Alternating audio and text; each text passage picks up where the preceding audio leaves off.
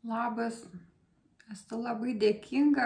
kad svečiuojatės pas mane, ačiū. Ir esu laiminga, kad lankotės, komentuojat, kad dalyjate savo emocijom, kaip atsispindi jūsų gyvenime, kaip jūs pastebėt, kaip tos situacijos atsitinka pas jūs ir ką jūs suvokėt. Ir taip pat labai miela, kad jūs dėkojat ir siunčiat man linkėjimus ir meilę savo. Tai ačiū, labai dėkinga jums. Šiandien tokia graži diena, saulėta, ir aš dar užsidėjau ant rankas net saulę, kad daugiau čia šviestų ir suteiktų mums tokio šviesos, pozityvumo, tikėjimo ir norą kurti ir tos tokios atspirties ir kažkokio vedimo, daugiau šviesos, pasitikėjimo savim, visata ir taip pat čia turiu ir akmenukų visokių, geltonų ir rožinių, žalių. Ir šiandien mano tema yra meilės istorija. Norisi perskaityti gražią meilės istoriją, laimingą, pozityvę ir pasižiūrėsim, ar visatos norai sutaps su mūsų norais ir kokios kortos iškris, ką čia mums visata nori pranešti. Taigi, kokie jūs esat ir kokia ta antra pusė galima, nauja ar kažkokia buvusi atsinaujins, ar pamatysim, kas čia per žmogų ir kokie santykiai. Ir taip pat dar paklausiu, kokių santykių norit jūs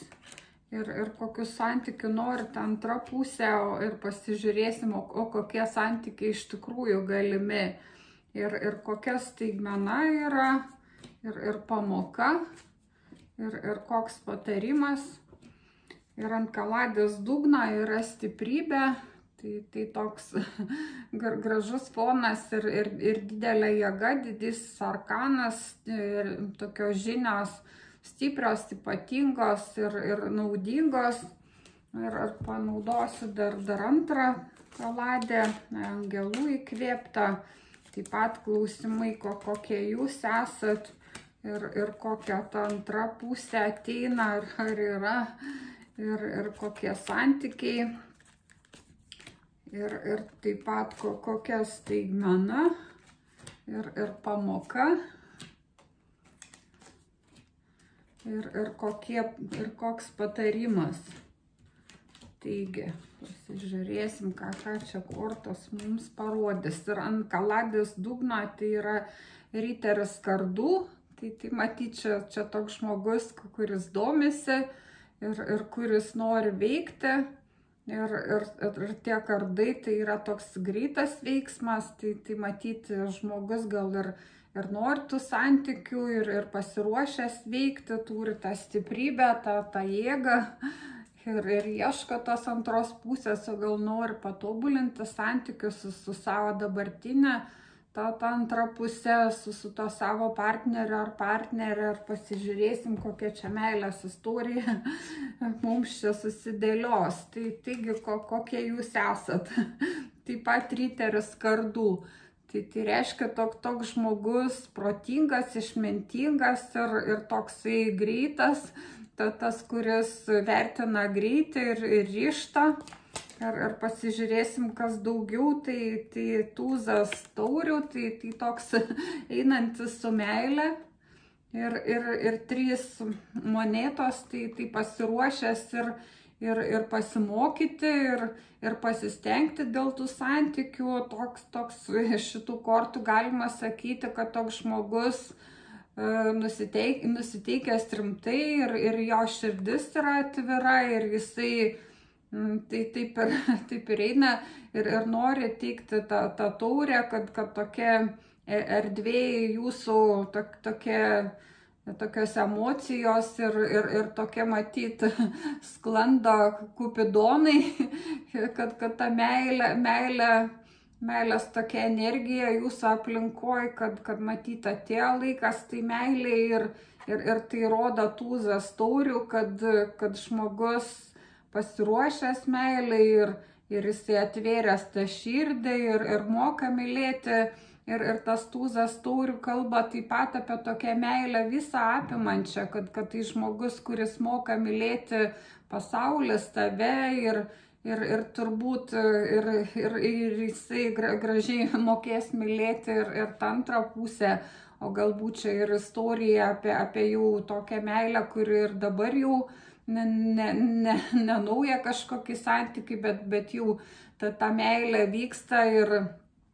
tiesiog norit jūs pasižiūrėti į kažką atkreipti dėmesį, kažkokias pamokas ar kažkokie suvokimai gal ateis, tai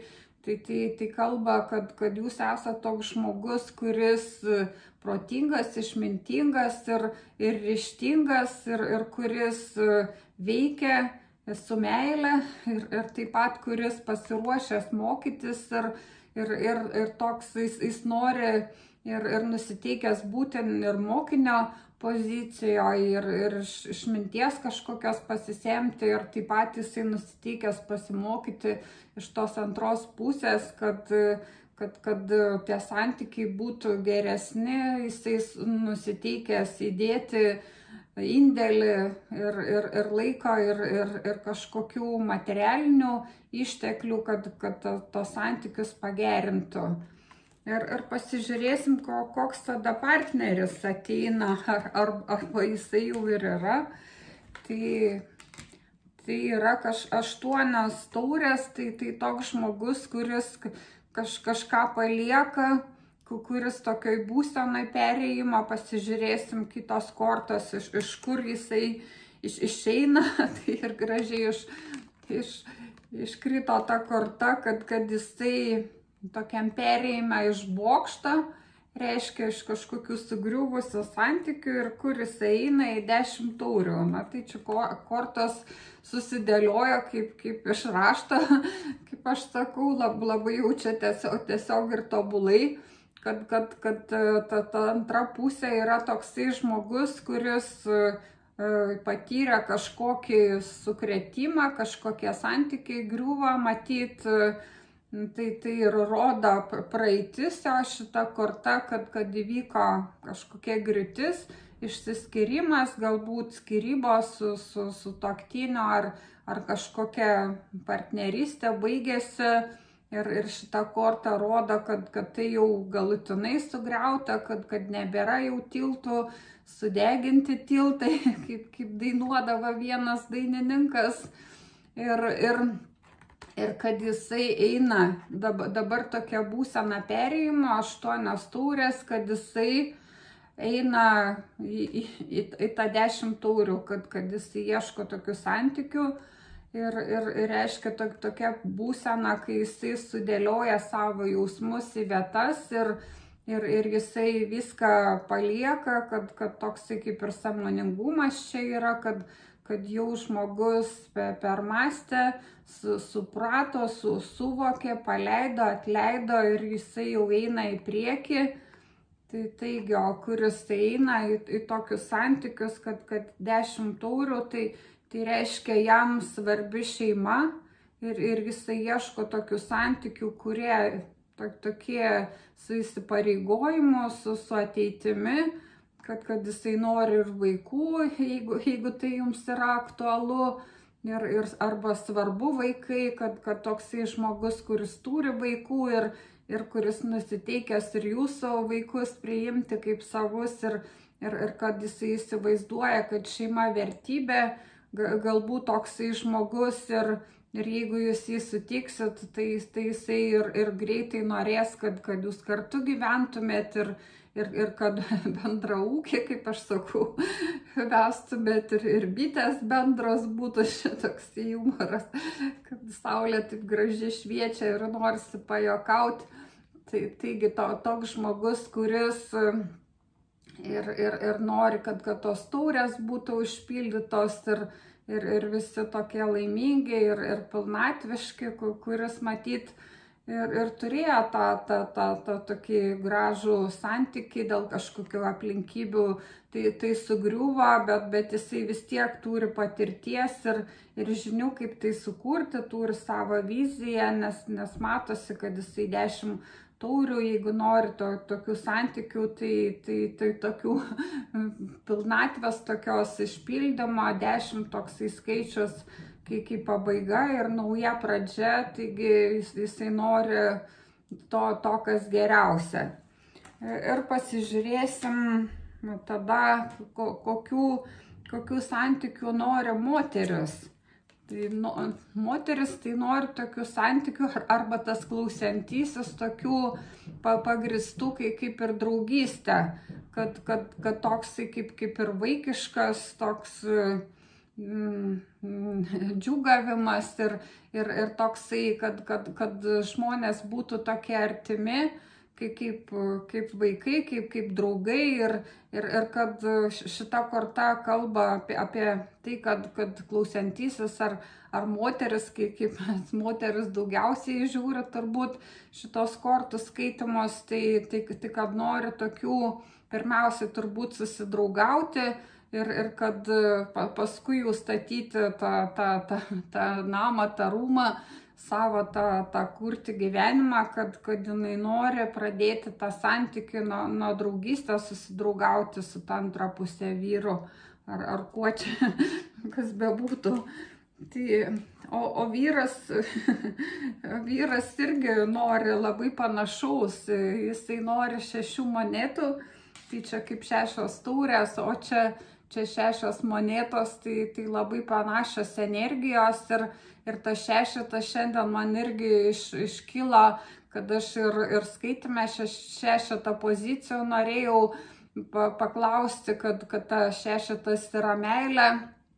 mylimieji, didysis arkanas ir pagalvojau, kad norėčiau tų 6 pozicijų, tai šitie žmonės irgi atsiliepia tam ir čia ta istorija tikrai graži ir dėliojasi apie tą tokią meilę, 6 ir pas moterį, ir pas vyrą, reiškia, abu jie moka mylėti ir dalintis, o vyras, tai kadangi toj kaladėje nėra 2 taurių, tų 6 ar 2 monetų 6, tai iškrito panašios iš tikrųjų pozicijos, kad vyras kaip 6 monetų, jisai norėtų tokių santykių dalintis ir čia turbūt ir teisingai dar matau iš tos pusės, kad moteris tokia įkvėpėja jinai ir nori dalintis jausmais, o vyras materijos kūrėjas ir jisai nori dalintis tą materiją, tai labai čia teisingas toksai ir pagal visatos dėsnius tas santykis matosi, kad šitie žmonės suvokia, tiesiog jaučia, kaip yra pagal visatos dėsnius, kad vyras materialinis toks galiūnas, o moteris emocinė tokia įkvėpėja. Aišku, abu jie gali kurti ir materiją, ir jausmus, bet pagal prigimtį tai moteriškų, vyriškų energijų yra tokios paskirtis ir šitie žmonės ir tai to ir nori gilumoje. O pasižiūrėsim, kokie tada santykiai galimi. Tai yra Saulė. Tai reiškia, kad labai gražus iš tikrųjų tokie santykiai ir vieši, matomi, kad jie bus tokie džiaugsmingi, šilti ir su tokiu lengvumu ir čia kaip klasikiniai kaladai, ta Saulės korta, tai būna toksai vaikutis, jisai ant balto žirgo lekia, tai toks ir vidinis vaikas džiaugiasi ir čia tokia energija šilumos, šviesos ir kūrybos. Taigi matosi, kad jeigu iškrita didysis arkanas Saulė, tai geros perspektyvos šitiem santykiam ir yra 10 lazdų dar ir pažas monetų. Taigi reikia atkreipti taip pat ir dėmesį į tai, jeigu 10 lazdų, kad neprisijimti per daug visokių įsipareigojimų ir galbūt kažkokios ir baimės yra, kad tie santykiai kažkaip yra kažkas per daug sunkaus, sudėtingo ir kad tai taip pat turbūt čia kalba eina ir apie tai, kad pasvarstyti ir pasidalinti tas funkcijas, tos darbus, kas ką kiekvienas atliks ir tikrai santykiai ne apie tai, kad mūsų gyvenimą apsunkintų, taigi reikia atkreipti dėmesį į šitas 10 lazdų, kad žmonės jaustųsi komforte. Galbūt čia ir yra tokia istorija, kad iš pradžių kažkaip žmonės susitikę jaus, kad tokį kaip sunkumą, gal kaip tas 10 lazdų, kad reikia statyti tos santykius, kad didėti tą indėlį ir jeigu buvo vieni ir atpratę nuo tokių situacijų, kad tai reikės išeiti iš tos komforto zonos, kad didėti ir kažkaip skirti ir laiko, ir jėgų, energijos, įvairių išteklių tų santykių kūrybai, bet matosi, kad po to, kai tai žmonės laisva valia viską prisidės, kad jie sukurs tą saulę, sėkmingus santykius ir taip pat pažas monėtų, kad jie pradės kažkokią galbūt ir veiklą kartu, ar jie pradės kurti savo šeimos istoriją, kuri tokia ar santykių, kurie tokie vertingi ir bus ir sukurs kažkokią vertę, o galbūt jie pradės ir verslą, kažkokią veiklą kartu. Taigi, kad tokie santykiai galimi, kad reikės iš pradžių įdėti ir skirti savo laiko, pastangų, bet nušvis tą saulę ir bus gera, šilta kartu ir taip pat, kad pradės žmonės kurti ar savo tą šeimos istoriją, partnerystės istoriją, ar verslą, veiklą kartu, gal kažkokį namą statyti ar įsigyti. Tai šitas pažas monėtų apie tokias vertybės, apie materialinius dalykus ir apie tokias naujas pradžias. O pasižiūrėsim, kokia tada staigmena šitų santykių laukia. Tai yra 2 taurės. Tai tokia staigmena, kad žmonės nusteps, kaip jie atitinka vienas kitą, kad surado tiesiog kaip tokį sielas dvynį ir tokį žmogų labai artimą ir kad jų toksai dalymasis lygiavertis ir kad toks pagal visatos dėsnis, nes ir iš čia matosi iš tų 6, kad jie labai panašus, nori to paties. Ir čia taip pat staigmena bus, kad jie ir suvoks, kad tai yra ir iš tiesų, kad tai įmanoma, kad tai galima sutikti tokį žmogų, kuris nori to paties, kaip ir aš. Ir kokios dar daugiau staigmenų. Tai yra tūzas monėtų, tai yra labai didelė sėkmė visur, nes kai tūzas monėtų iškrinta, tai tokia ypatinga sėkmė, laimė ir materijoje, ir jausmuose, ir kūryboje. Taigi, ir turbūt bus tokia staigmena, kad šitie žmonės labai tokie bus harmoningi, palaikantis vienas kitą, įkvepiantis ir jie dalinsis tą energiją ir tos energijos dar atsiras daugiau, kai ras tokį palaikymą ir meilę. Tai jie pakils, jų vibracijos matyti ir atsivers dar nauji horizontai ir atsivers naujos galimybės, kur tik beeitų, visur jiems seksis ir čia iškrito stiprybė.